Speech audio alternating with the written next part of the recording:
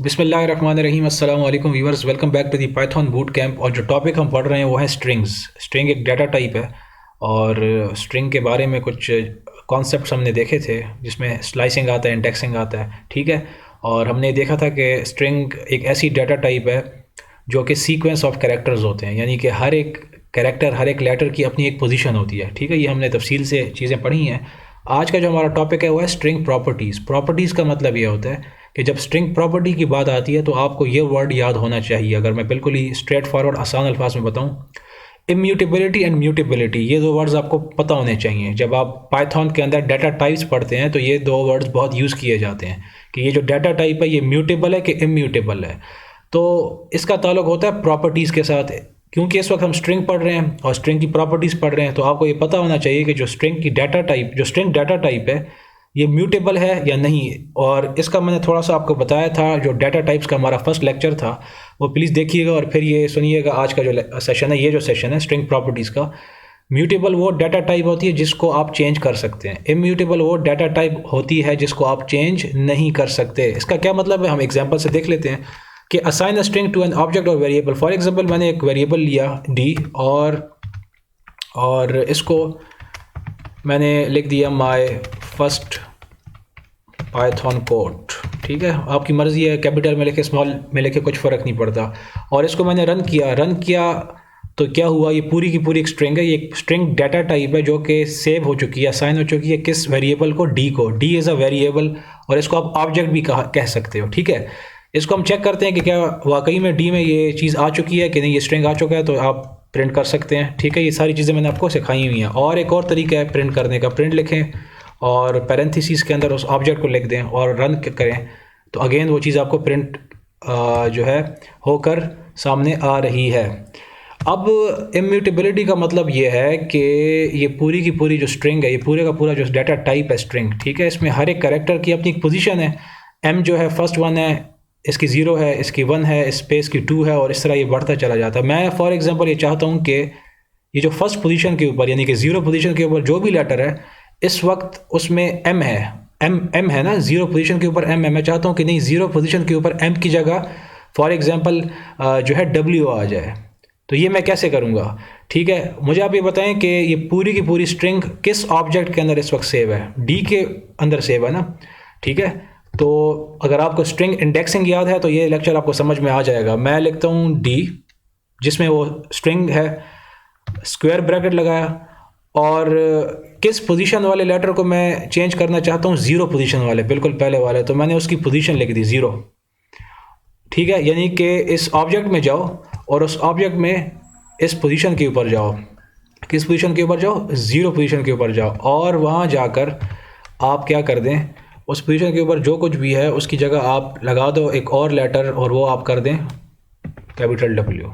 इसका मतलब ये होता है, ज़ीरो पोजीशन के ऊपर जाओ, इस ऑब्जेक्ट में जाओ, उसमें जो कुछ भी है उसके ज़ीरो पोजीशन पे जाओ और वहाँ जाकर जो कुछ है, इस वक्त एम है, उसको चेंज करो, उसको म्यूटेबल कर दो, चेंज कर दो, किसके साथ, डब्ल्यू के साथ। तो मैं इसको रन किया और जब रन किया तो देखें एक मसला आ गया। मसला ये आया कि एरर क्या दे रहा है, देखें, S T R stand for string object does not support item assignment, ठीक है। इसका मतलब ये होता है, इसका आसान मतलब ये है कि जो स्ट्रिंग डाटा टाइप है ये है इम्यूटेबल है। इम्यूटेबल का मतलब है आपने जब एक बार एक स्ट्रिंग को, एक ऑब्जेक्ट को असाइन कर दिया तो उसके बाद आप मुख्तलिफ पोजीशंस के ऊपर जाकर आप उसको चेंज नहीं कर सकते। मिसाल के तौर पर अब फर्स्ट पोजीशन के ऊपर वाई है, मैं यहाँ जाता हूँ वन लिखता हूँ कि वन पोजीशन के ऊपर जाओ और वहाँ डब्ल्यू कर दो, मैं रन करूँगा तो अगेन देखें वही एरर शो कर रहा है।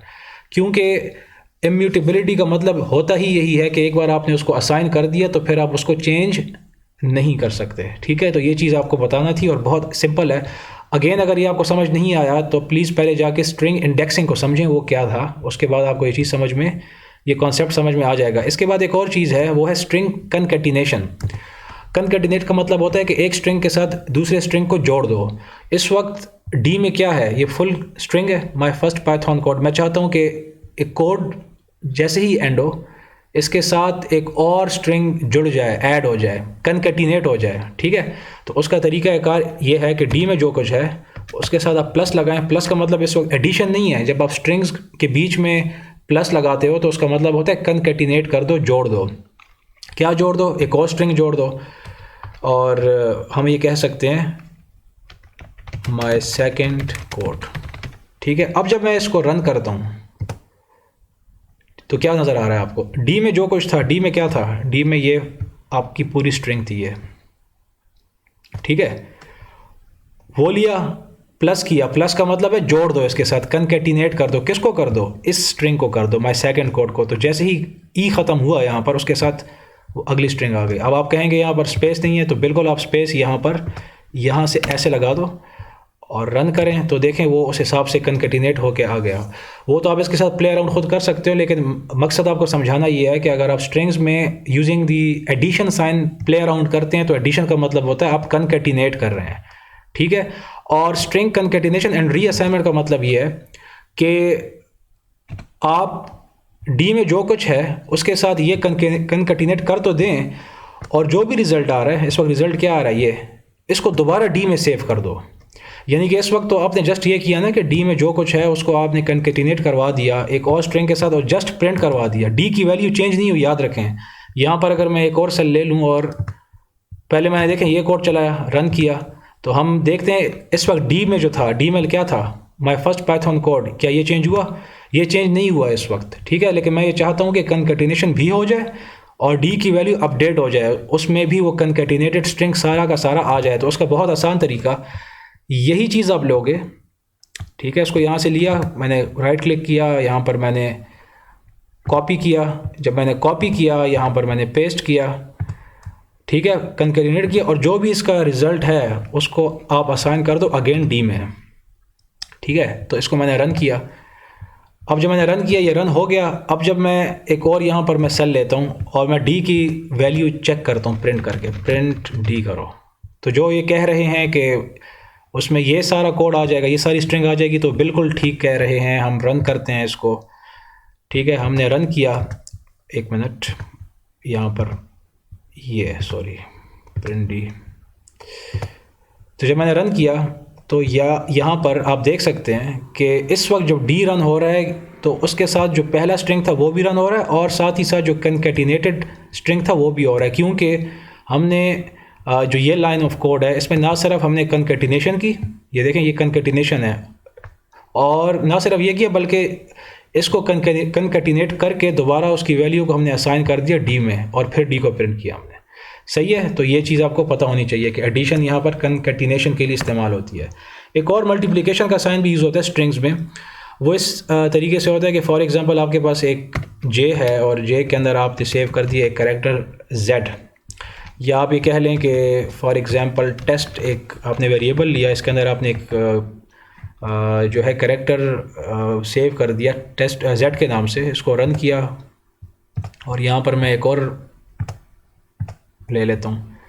अब मैं क्या करता हूँ कि मैं चाहता हूँ कि नहीं ये z 10 बार प्रिंट हो जाए। z किस में है? टेस्ट में है, तो मैं टेस्ट करूँगा और इसको मल्टीप्लाई के साइन के साथ मल्टीप्लाई जो आपका साइन है 10 और रन किया मैंने। और देखें जैसे ही मैंने रन किया इसका मतलब क्या हुआ? इसका मतलब ये हुआ कि टेस्ट में जो कुछ है उसको 10 से मल्टीप्लाई ना करो, क्योंकि नंबर तो नहीं है ना। उसका मतलब है कि टेस्ट में जो कुछ है, टेस्ट में क्या एक स्ट्रिंग है ना, एक लेटर है, उसको 10 बार प्रिंट कर दो। इसका मतलब ये हुआ। ठीक है, तो इस लेक्चर का मकसद ये था कि आपको जस्ट कुछ स्ट्रिंग की प्रॉपर्टीज़ बता दी जाए और आपको ये बता दिया जाए कि अगर एडिशन और मल्टीप्लिकेशन के साइंस आ जाते हैं स्ट्रिंग्स में तो उनका मतलब क्या होता है। एडिशन का मतलब होता है कनकैटिनेट करना और मल्टीप्लिकेशन का मतलब होता है कि उतने ही टाइम्स उसको प्रिंट करवा देना। ठीक है, तो इस पे प्रैक्टिस कीजिएगा। आपसे इंशाल्लाह मुलाकात होती है नेक्स्ट सेशन में। I will see you in the next class.